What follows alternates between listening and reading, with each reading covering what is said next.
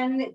Thank you for joining us at Cup O Capital, ACDH's new live streaming of our legislative update. We apologize for starting late today. We had some technical issues that we had to get fixed. So I do apologize, but we're ready to go. I'm excited to have our community engagement liaison, Becca Bailey, joining us this year so we can talk and we can spill the tea or the coffee about what's going down at the state legislature this year. And for those who are new to the ACDHH's policy update, I'm Betty McIntyre. I'm the Director of Public Policy and Community Relations with the Arizona Commission for the Deaf and the Hard of Hearing. So welcome, Becca. Hello, nice to see you. And again, hello, thank you all for joining us today. We're excited to dive into a few questions and see what's going on with this new year in 2020 and having this conversation. So we thought we would go ahead and just start by asking what's new with the news in the state addresses, and we'll talk a little bit about that. Oh, great. So let's kick it off with the governor's State of the State address that happened last Monday. So the State of the State, as we've talked about previously on our legislative updates, is every year the governor, whoever that is, kicks off the opening of the state legislative session with their priorities of what they would like to see accomplished for the coming legislative session. So this year being Governor Doug Ducey's last year to provide a State of the State, his 8th time doing it.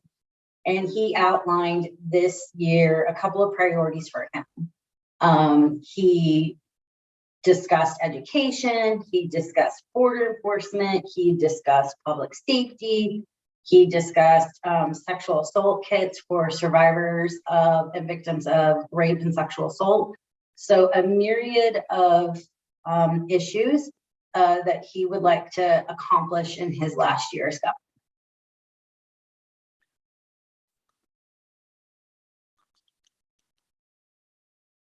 Okay. So it sounds like there's a large list there. Thank you for sharing what he was sharing about us, for those of you who were not able to watch. So I wanted to also ask, some of us have been wondering what 2022 looks like with the accessibility, with interpreters, with captioning. What can we expect upcoming? Great. That's actually a really good question. And as you know, and I hope the community watching knows, is that we consistently advocate for interpreters being shown in view at the Capitol, particularly at the State of the State address. Unfortunately, that did not happen this year, but we'll continue to advocate for that. But one of the things that has occurred is, due to advocacy from the commission, is the State Legislative Council will have automatic speech recognition captioning at all hearings and floor action down at the state capitol.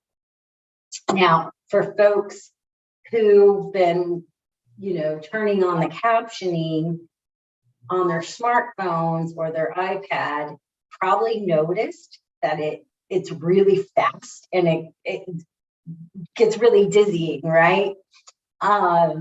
We are working with what's called the broadcast channel over at the Legislative Council on fixing that like speed rate.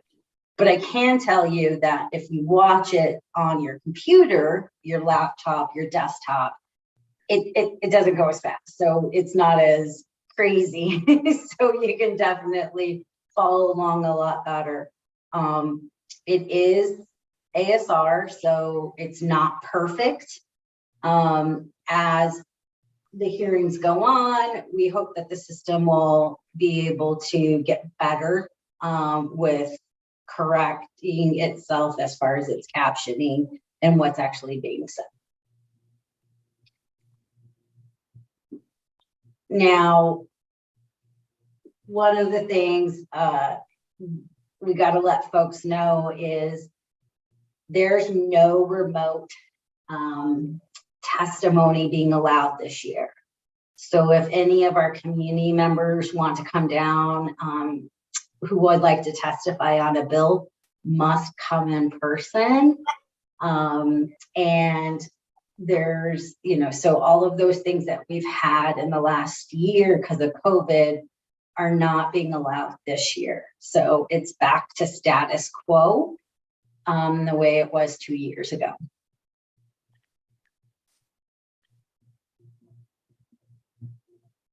Okay, yeah, that seems like they're starting to slowly process back into what, quote unquote, the normal situation was before COVID. So it's really great for people to know about the accessibility and what to expect for hearings and things like that. So thank you so much for sharing that. So now I'm curious about talking a little bit about what some of the bills were that have been dropped or that have been recommended. So there has been several bills that have been what we call dropped in legislative language. A lot of bills related to elections and voting have been submitted. There's also been a lot of election bills that we're seeing as well. And then, of course, there's a lot of bills related to COVID and masks and also vaccines. So the hot topics that we've seen in Arizona over the last year continue to be, being heard down at the Capitol. Okay. Yeah, that definitely sounds like it's to be expected of, what's been happening in the past, couple of years now. I guess it's been 2 years. Wow. So, okay. So we talked about some of those things. Can you tell me if there's anything specific that has been impacting us in the deaf and hard of hearing, deafblind communities? Yeah, so as you know, and I've said this to the community before, how we look at the bills is that there are certain bills that we are specifically looking at that have a component that specifically impacts the deaf and hard of hearing and deafblind communities. And then knowing that there's other bills just as tax-paying constituents that everyone should be paying attention to. So for the bills that specifically focus on communication access, education related to deaf, hard of hearing, deafblind, and access in general, there's 2 bills that the Arizona State School for the Deaf and Blind have dropped. One is what we call a cleanup bill.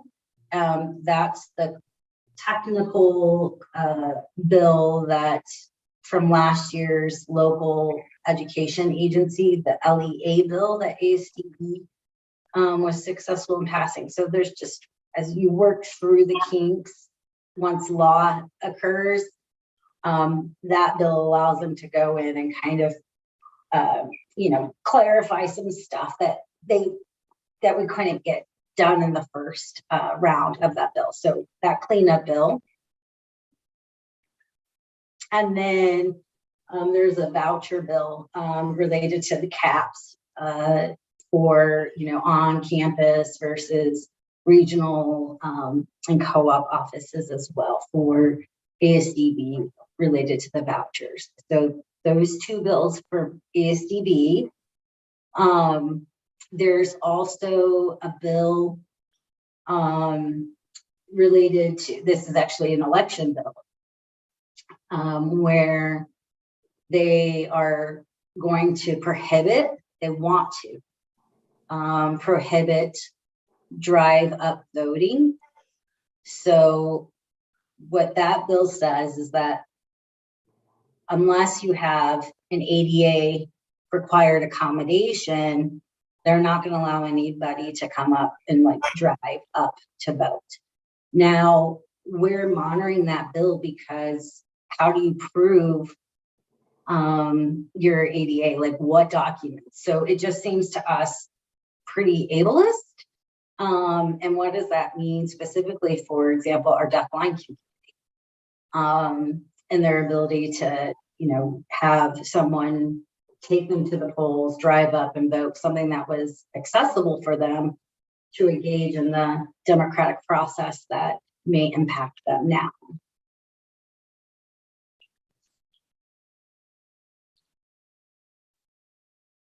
Now, there's also several of the same bills that have been dropped in previous years that have been dropped again this year that we're in support of and monitoring. One being the ADA state coordinator. So Representative Longden out of LD24 has dropped that bill again. We are supportive of that bill. And then there's another bill that is new. Representative Udall has dropped a bill related to higher education and documentation of proof of accessibility. So that bill specifically, what it says is that community colleges and universities that are state universities like U of A, you know, NAU, ASU, and the community colleges, that they have to develop policies and make it transparent. So those individuals who have a disability know what documentation will be can be used to show that they have a disability for their seeking of accommodation.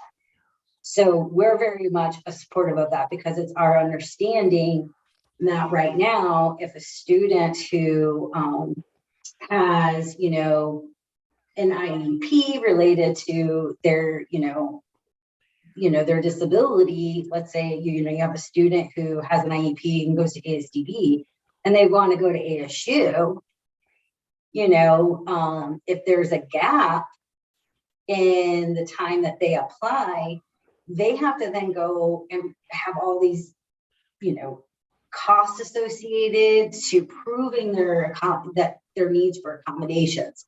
So we think that this bill requiring community colleges and higher education to show on their websites, this is what you need. So, as a parent or, a young person, or even someone who is an adult going back to school later in life, they don't have to chase the documentation. Does that make sense? Yes, it did. Thank you very much for explaining that. It's nice to know that we have these bills on the lookout. It's interesting. That raises a follow-up question.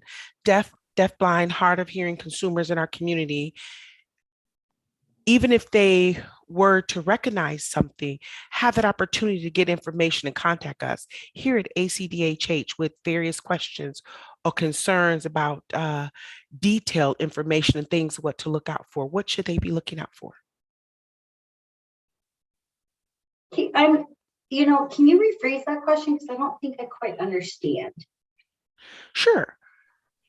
I was just saying that as an agency, we do monitor what impacts our community from a private sector, deaf-blind, hard of hearing, and they may not recognize that. And they may have questions related to the bills or that impact our community, various concerns, and that monitor how they can contact us, or should they contact their legislative? If so, how do they go about doing that? Oh, that's a great question. Thank you for clarifying. So if anyone has any questions about any of the bills, they can definitely give us a call. They can email us. I encourage everyone to follow our Cuppo Capital. We're going to be doing these, every 2 weeks. So if there is a question related to a bill, you can put them in our YouTube comments, and we'll definitely answer that in these, because that's the point of this, for those specific kind of questions. But also, we follow our weekly legislative updates. We have a link to your legislature where you can find out who represents you, and then you can contact them. If you want to set up a meeting with your legislator, call us. We'll help you figure out how to do that. We'll help coordinate that. Really, our division, right, Becca? We're all about making that connection and getting the community connected to, their representatives, their state senators, to making that happen. I mean, we want you to be involved. This is your community. And so we're here to support the community and getting the answers that they need.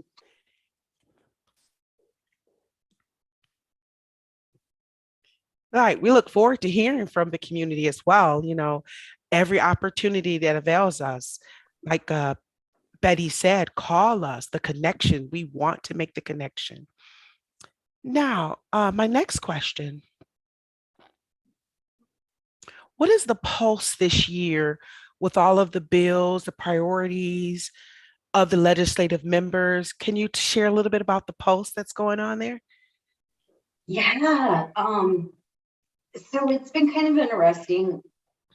I have to take a step back because this being the first session that I've been down there in 2 years. It's different. It doesn't seem as chaotic and busy as in previous years. And I think that's because of COVID still happening. The pulse is weird. There's just not a lot of people, including members, legislative members. A lot of them have gotten COVID, so they aren't at the Capitol. Some of them are afraid of getting COVID. So, because masks are not required down at the Capitol. So, it's just this really, it's a feeling of, how do I best describe it? It's like empty. It's just really empty. I was there yesterday meeting with some members on, some bills, and it was quiet, and that's just a very weird feeling to be down there, because normally there's all this energy, and that same energy wasn't there. So I hope that changes, because we have a lot of work we have to do to, help the citizens of the state of Arizona. I can imagine. I'm at the field, going back and, oh, wow, past 2 years. So I'm looking forward to seeing what occurs this session, especially in-person sessions are on the map. Well, Betty, thank you. Thank you. You shared a lot. I look forward to hearing more from you in the next couple of weeks with our Cuppo Capital sessions. Cuppo Capital. Everyone, join us every 2 weeks here on our YouTube channel. We want to hear from you. Feel free to put your comments or questions that you have. We are monitoring the YouTube channels. So please, join us again, and Becca, we'll see them in 2 weeks. Yes, perfect. Bye, everyone.